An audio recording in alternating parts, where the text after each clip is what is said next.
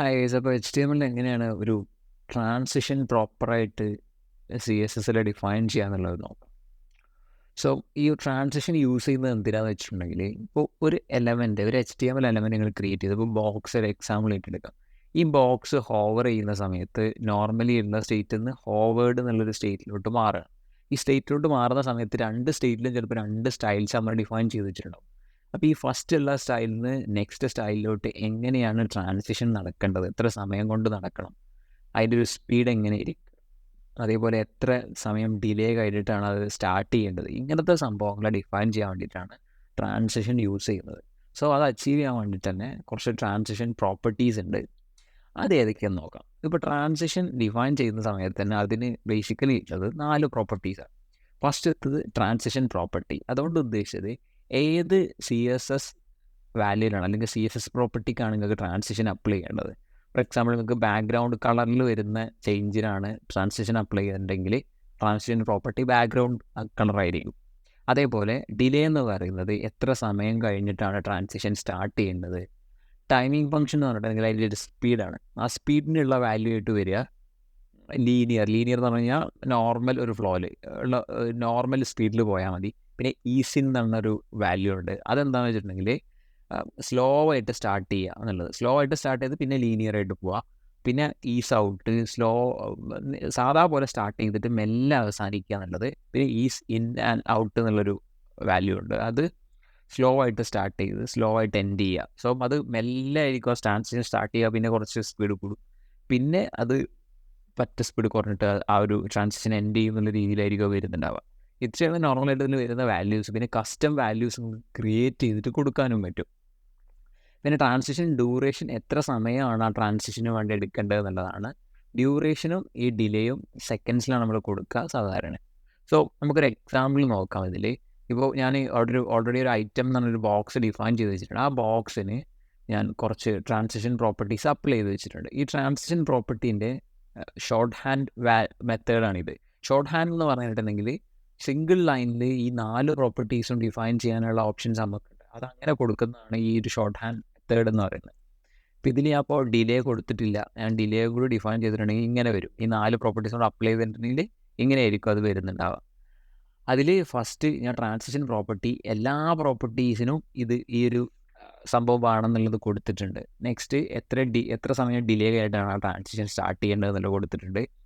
Next timing function, ആ ഒരു speed ഉണ്ടല്ലോ, എങ്ങനെയായിരിക്കും സ്പീഡ്. ഇപ്പോൾ ഈസിൻ ഔട്ടാണ് കൊടുത്തിട്ടുള്ളത്. അപ്പോൾ മെല്ലെ സ്റ്റാർട്ട് ചെയ്തിട്ട് മെല്ലെ അവസാനിക്കുക എന്നുള്ളൊരു അപ്രോച്ച്.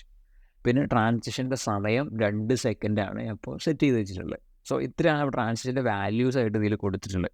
ഇപ്പോൾ ഇനി ഒരു കേസ് വരികയാണ്. അപ്പോൾ എനിക്ക് മൾട്ടിപ്പിൾ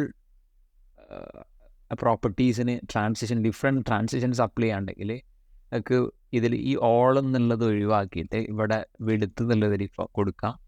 എന്നിട്ട് കോമ ഇട്ടിട്ട് ഇതിനൊരു കോമ വെച്ച് സെപ്പറേറ്റ് ചെയ്തിട്ട് ബാക്ക്ഗ്രൗണ്ട് കളറിൽ എനിക്ക് ഈ ഇൻ ഔട്ട് എന്ന് കൊടുത്തു.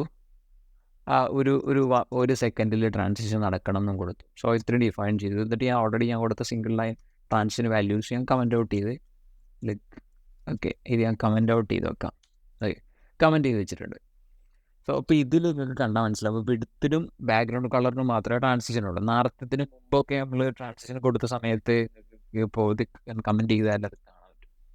അപ്പോൾ കണ്ടോ, ഇതിലെല്ലാ പ്രോപ്പർട്ടീസും ട്രാൻസിഷൻ വഴി സ്റ്റാർട്ട് ചെയ്താണ് വരുന്നത്. അത് ഇപ്പോൾ ഇനീഷ്യലി തന്നെ അങ്ങനെ ട്രാൻസിഷൻ വരാനുള്ള റീസൺ എന്ന് വെച്ചിട്ടുണ്ടെങ്കിൽ, ഇനീഷ്യലി അതിനൊരു സ്റ്റേറ്റ് ഉണ്ടാവും. അതിൽ CSS പ്രോപ്പർട്ടി അപ്ലൈ ചെയ്യുമ്പോഴാണ് അത് വേറൊരു സ്റ്റേറ്റിലോട്ട് മാറുന്നത്.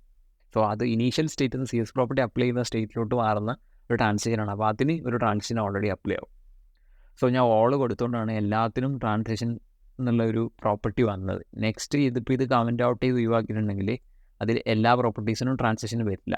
അതിൽ ആ ട്രാൻസിഷൻ കൊടുത്തത് വിഡ്ത്തിനും അതേപോലെ ബാക്ക്ഗ്രൗണ്ടിനും മാത്രം. വിഡ്ത്തിന് ട്രാൻസിഷൻ കൊടുക്കുക അത്ര നല്ലൊരു അപ്രോച്ച് അല്ല. അപ്പോൾ നമുക്ക് വിഡ്ത്തിന് മാറ്റിയിട്ട് ഞാൻ ട്രാൻസ്ഫോം എന്നുള്ളൊരു പ്രോപ്പർട്ടിക്കാക്കി.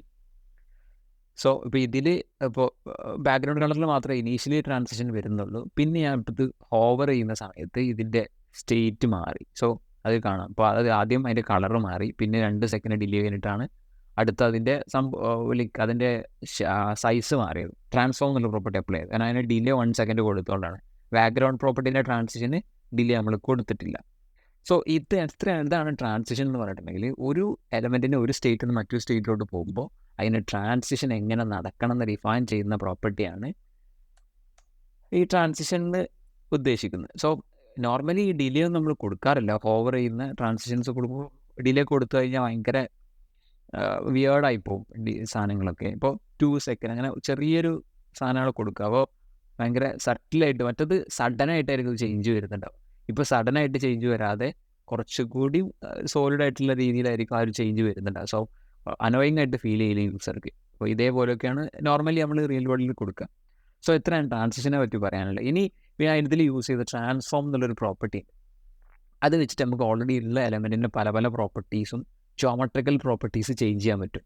സോ അതെന്തൊക്കെയാണ് അതിൻ്റെ വാല്യൂസ് എന്നുള്ളത് നോക്കാം. So thanks.